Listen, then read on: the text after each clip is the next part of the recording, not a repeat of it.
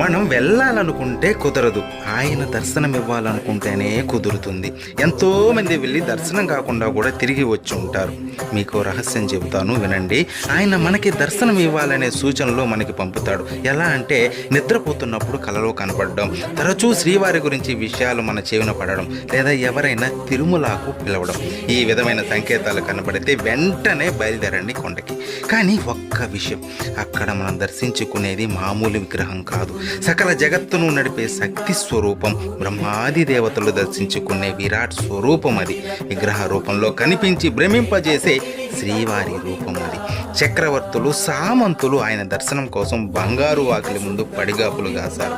అటువంటి స్వామి దర్శనం పూర్వజన్మ సుకృతం. ఇలాంటి ఎన్నో వీడియోలు మన ఛానల్లో ఉన్నాయి. సబ్స్క్రైబ్ చేసుకుని వాటన్నిటినీ వినండి. శ్రీవారి దర్శనం మీరు ఎన్నిసార్లు చేసుకున్నారో కామెంట్ చేయండి. ఓం నమో వెంకటేశాయ.